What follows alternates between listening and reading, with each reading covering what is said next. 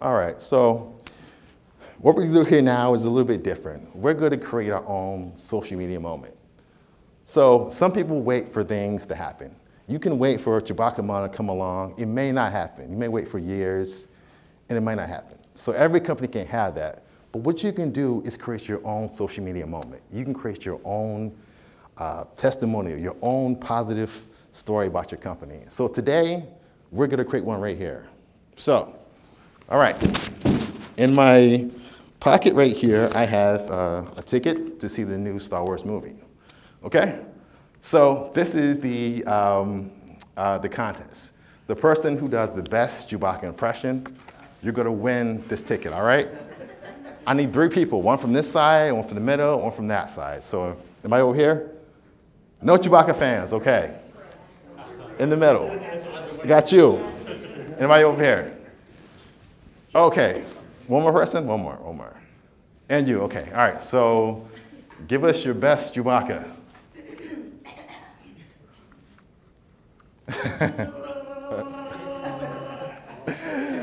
Okay, what do you think? Good? Okay, great. All right, let's try you.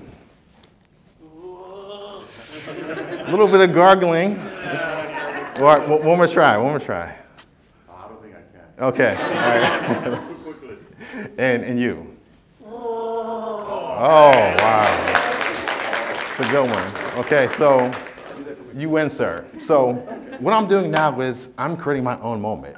So on social media, create giveaways, create contests. They can be low cost. They can be $25. They can be a free scarf, a consultation.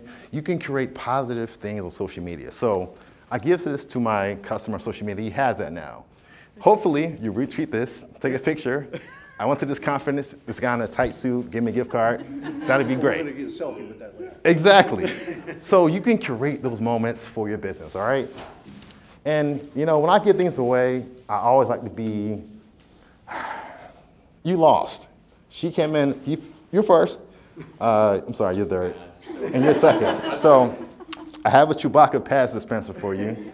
You can't see the movie, but you have this. So thank you. Thank you. I appreciate it.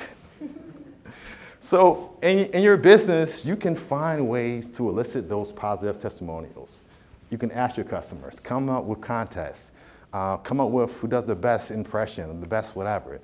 Those are the kinds of things that people want to see. They say, hey, this brand is real. This guy is real, you know, and it's relevant. So it can be something to do with Star Wars, Star Trek, something to do with Valentine's Day. You know, try to be, I guess, seasonal with your promotion.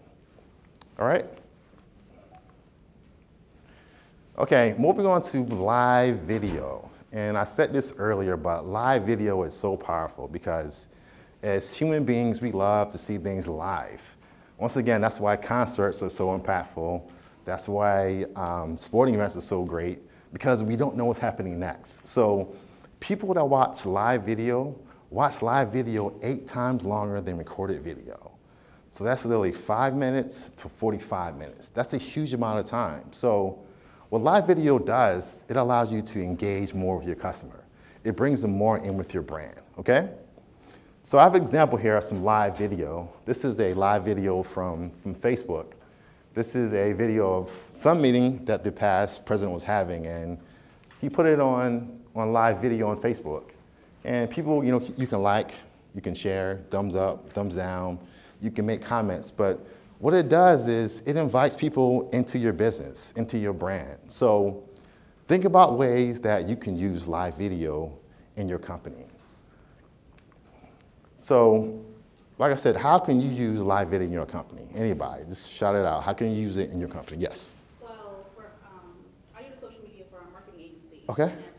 Agency. So for Instagram, I've used the idea of giving behind the scenes look. Yeah, behind the scenes. So like live video during, we had our website redesign launch party. Right. One of our clients, we launched their website. So we did Okay. a live video at that. So like giving more of a behind the scenes Yeah. day-to-day look at our company so people see us as people and Right. not just programs. Exactly. That was awesome. Anyone else? Yes. It definitely helps with accessibility. So Yes. if people can't make it to an event or a seminar like this, Exactly. just live video it and Right. be able to get all the information. Great. Anyone else? I have a question though. So Sure. I noticed that you guys have services, or I'm a UPS store owner, right? Okay. So how can I use the live video in my business? Because it's a product. Yeah. We're providing a service. Right. So while I'm packing something. Yeah, there's plenty of things. Packing, a delivery. If you have a, yeah, go ahead. Yeah, well, it's the holiday season, so you could like Yeah. make it in a sense of how you're Santa's helpers. Right. They're packaging gifts to help Santa, and like you have that aspect, or whatever people believe in, if you want to keep it neutral. But that's like one way to do it is like make it have somebody dress up as Santa. Oh, I'm coming to pick up my presents. Give around the world. Right. I think you can make your staff human with that. Yeah. Because you're owner of a UPS store, people. Definitely. When I look at the brand FedEx and UPS, but It seemed very cold. Yeah. Like it's very fortress. Yeah. Yep. So Yeah, that's bringing true. your people to life behind the scenes would be something that would give them a personal connection with the store. Right, and if you have like a great customer, somebody that waits for you to come every day, it's like, oh, get them a video. You pull up, have them around the house, and they get their package. That will go viral. Get an old person though. That works better. Old person. That has a little bit of limp to it. That'll work great. So, yes. What would you say the difference is between doing a live video and then adding to your story? Because like Instagram, Right. Snapchat, your story lasts 24 hours or however long. Yeah, well, Instagram is changing that now. So you can kind of save stories to be on your profile. They can be permanent stories. So you can do stories on Instagram that disappear in 24 hours, or you can record that. I love Facebook because as soon as you do it on the page, it loads and there's a video there for you. So Facebook is great because it already does it for you. And I love Facebook too because Instagram it's big, but not the biggest Facebook. So you probably already have hundreds of fans, hopefully, and followers on Facebook. So when you do this live video, they're going to see it right away. Sometimes Instagram, people have less followers, and they may not see something. But doing a live video on Facebook, people are definitely going to see that. It's also about like the type of engagement that you're going for. Yeah. So when I'm like going on Instagram or Facebook and I see somebody's story, it's about like an at a glance of their day. Right. Like just catching up with the updates, whereas like a live video is like A little bit longer, constant yeah. engagement. So yeah, behind the scenes are great. Interviews, testimonials. If you're speaking somewhere, product demonstrations. So talk about the difference between 3D shipping and standard shipping. Things like that can go viral. And you in the back? I was just going to comment and say, like, I know personally when I'm looking at other businesses and they're using the story feature on Instagram, it's more of like a repetition. So I'm seeing their ad Right. and it's like more often.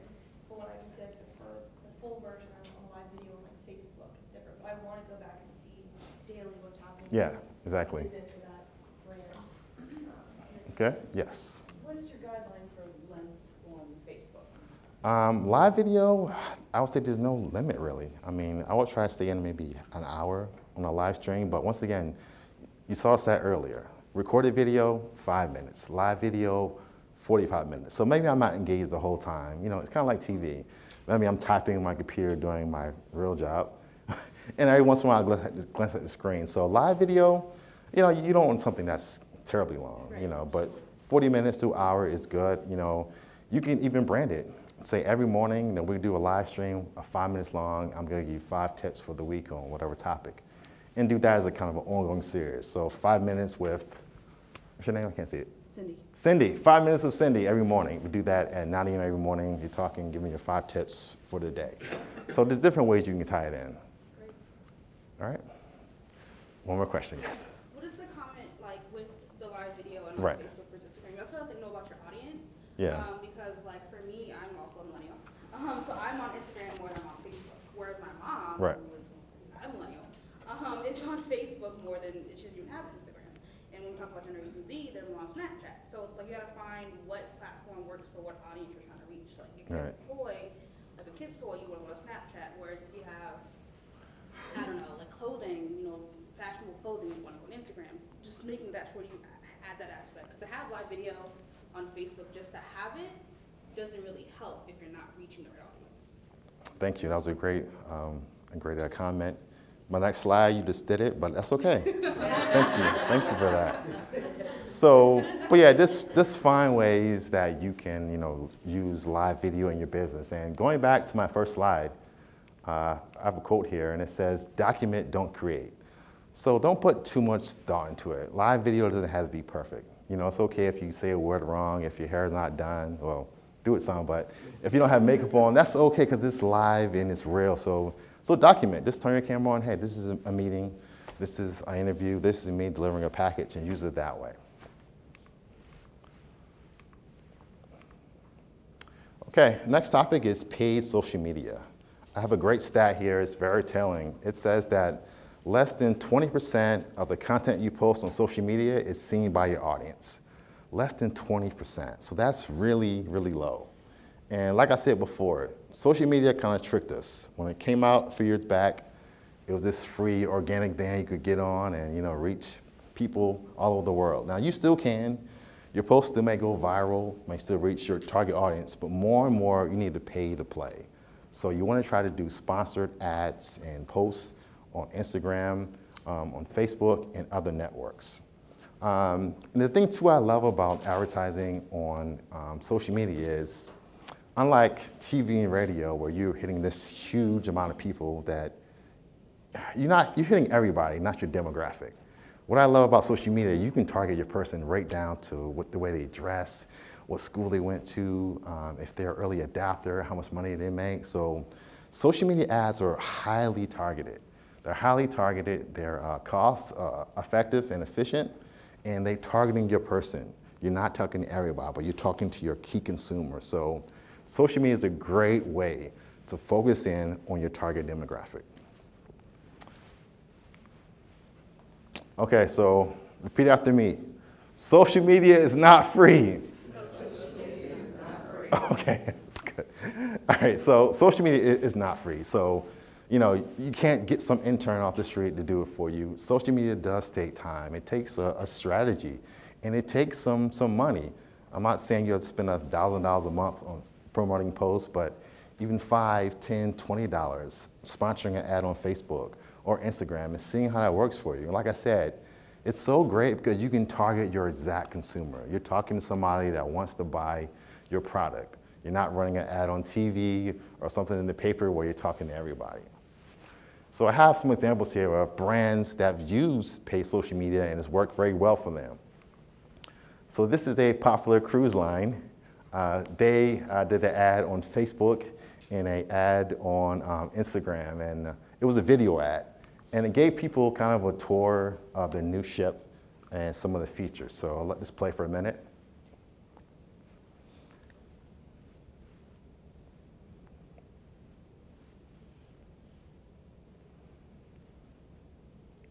Okay, so it goes a little bit more, but you kind of see what it does. It's quickly showing you things about the ship. It's getting you enticed, and hopefully it costs you at some point to book a cruise with this cruise line. And on average, this video was viewed 72 seconds. Now, that might not sound like a lot, but online, that's a good amount of time. So for 72 seconds, that person was engaged with that brand. And the stat that I love is the cost per action was 17 cents. So you're not gonna find that kind of cost per action on TV or on radio. But through social media, through hyper targeting, you can have a high engagement rate and also a low cost per click. So really in your business, find ways to do sponsored posts, you know, find your demographic and put out information, videos and pictures that speak to them. One more example of you. This is Mercedes-Benz.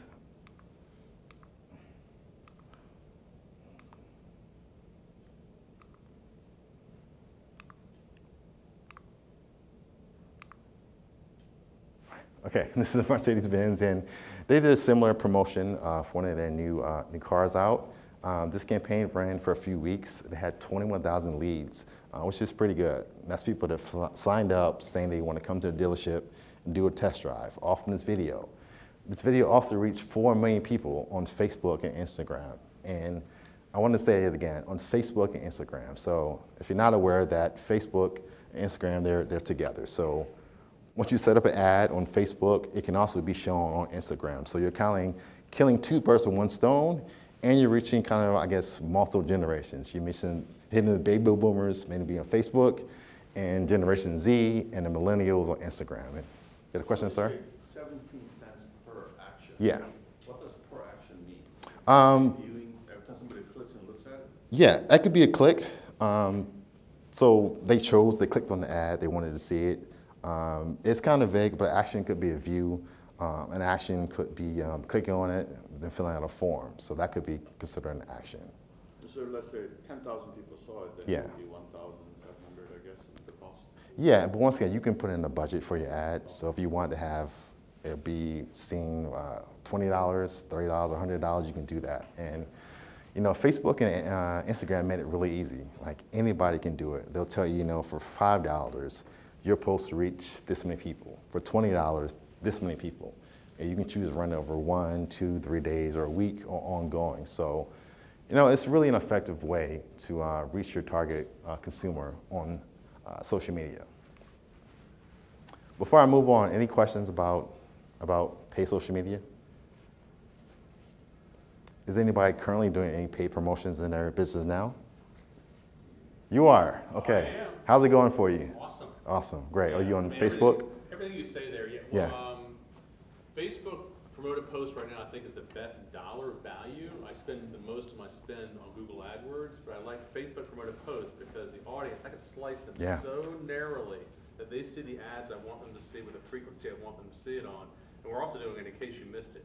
So we do a secondary run later on that'll kind of remind them and also catch those that didn't see it the first time around.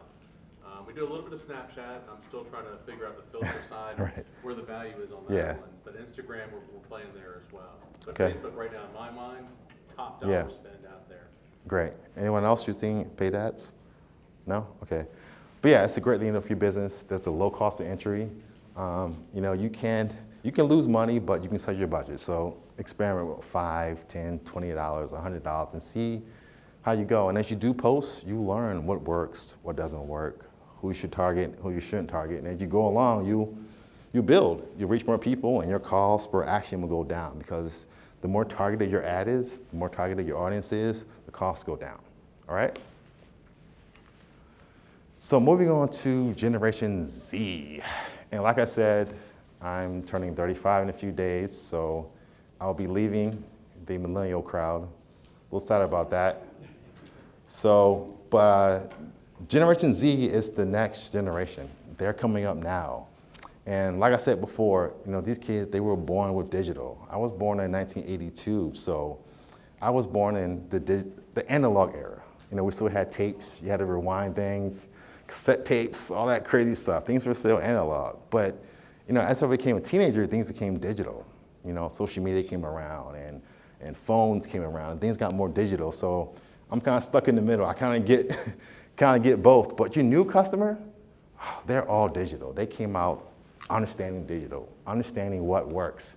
You know, from a young age, they were on their cell phones. They come out the womb, you know, with an email address, with an Instagram account. That's 7 minutes. Okay, great. Okay, so, yeah, but that's your new customer. So as a business going forward, you have to craft a strategy to reach this target consumer. Right now, they account for 69 million people in the US. That's 22% of the population. And the big stat is they have a total spending power of $43 billion. So going into 2018, going into the future, you have to begin to market, you have to begin to reach your next generation of customers, and that is Generation Z. One last thing, Generation Z, they expect the brand to be social. They expect you to be digital. They expect you to be mobile friendly. They're expecting you to be this. If you're not that, they're not going to choose your company. So whether you're in finance, whether you're in law or fashion, whatever industry it is, look at Uber. Look at all these things. Look at Airbnb. All these new brands are coming along, doing things differently. So the brand, to stay relevant for next generation, you have to begin to be speaking to your customer, your next generation, on social media. So questions, what is your Snapchat strategy? Do you have one? Do you even know what it is? If not, you need to begin to craft one because that's where the future is. The same goes for Instagram. What's your Instagram strategy? Are you doing paid ads? Do you have stories? Are you hashtagging? Do you have a hashtag for your company? You do? What is it? SRBcom. That's our marketing agency. Yeah, that's kind of boring. Okay. For our clients, PGCCW. Right. Anybody else have a hashtag they use for their brand? Yes. FAI Wealth. Okay, that's great. Okay, so yeah, do you have a strategy? Do you even have a hashtag? And the same thing goes for one of the forgotten things is messaging. So after we get on our phones, we make phone calls and go on social media, one of the main functions of phones now is messaging. So you need to find ways to build that into your brand. So messaging can be customer service oriented, people asking questions about your product or service. So don't ignore that message that you see on Instagram, that you see on Facebook. Open that and answer that. People expect a response in under an hour. And sometimes that can be someone that really wants to work with your business. So go through your messages, go through your DMs, see what's in there, and be sure to have a strategy where you go in daily, every 2 days, and respond to messages from your customers. All right? And along those notes, just a comment, if you have a branded Facebook page that you monitor, Facebook will rate you on how quickly you respond to customers' messages on there. And you can aspire to get to that sort of sub 1 minute. Yeah, yeah. It's tough. 24/7. Right. I think last time I checked, we were at 11 minutes response Right. time, which was very good by Facebook standards. Yeah, yep, great point. Brings us to our last topic, which is storytelling. And like I said earlier, the brands that tell the best stories are the brands that are winning. The market leaders are telling the best stories. So it goes back to childhood. We were all kids once. Some of us are still kids at heart. Sorry about that. Kids at heart, but remember a kid, tell me a story. You want to know a story. Tell me the story. That pulled you in as a kid. Even now, you want to see a video. You want to watch Netflix and Hulu. You want to watch TV. You want to play a song. Why? Because they're telling stories. So the best brands, the best artists, the best acts in the world, the best lawyers and doctors, it's not about your profession, how good you are. You want to be good, but it's about the storytelling. If I come to you, are you a lawyer? You have a lawyer look to you. But let's say you're a lawyer. I'm going to choose you over you because you were real with me. You connected. You told a story about how you started out in your law practice, how you fought for your clients. I'm going to say, wow, he may even cost more than you. Okay? 3 times as much. But I'm saying, you know what? I want this guy because he gets it. He gets my story. So with storytelling, it's not about, sometimes here. It's about here. So hit your clients here and tell a great story. Apple is a huge company. They're doing everything, and they win because they tell a great story. Apple tells a story of people challenging the norms. If you have an iPhone, somehow you're better in business. If you have an iPhone, somehow you're more successful in life. Maybe not true, but it has that story with it. So everything you see from Apple is a constant story. And they have a brand, and that logo, everybody knows it. Why? Because they have a great story to go behind that logo. The next one is Nike. One of the most recognizable symbols in the world is that check. Nike tells the story of people doing the impossible. Be like Mike, be like LeBron. Bad news is you never be like them, but they want you to believe that. They speak to that inner warrior, that inner champion, that inner athlete in all of us. And it resonates with people. Be the best you can be. Get out there, just do it. What does that mean? I still don't know, but just do it. Whatever it is, do it. Everybody remembers that. Just do it. That's like a mantra for your life. Hey, this morning I'm not feeling good. Just do it. Just do it. Keep going. So things like that, stories bring people in. So in closing, I want to talk too about Walt Disney. They tell a great story. They are in the business of storytelling. From their theme parks to their movies to their stores in the mall, they tell a great story. They tell a story about your childhood, about happiness, about magic, and about the future and what can become, and that pulls you in. Because everybody has fond memories, hopefully, of your childhood, and they kind of bring that back. That time when you were still vulnerable in a sense, and you're open to the world and the possibilities. You say, wow, this place is magical. I want to be there. So they tell a great story, and that's why they're a leader. So in closing, I said a lot of things today, a lot of good things. Hopefully some were funny. But it's really important as we enter 2018 that your brand becomes a storyteller. Social media is great. It's another tool in your marketing toolbox, just like your website or email or anything. But use social media to tell stories. Sit down, do some brainstorming. Figure out what things can you share with your company. What things or you make your brand human and pull people in. If you can't do that, I can help you. After I talk, we can meet in the lobby. We can talk about ways of how you can build social media into your business. But going into the new year, be social and be shareable. And my last thing I'll say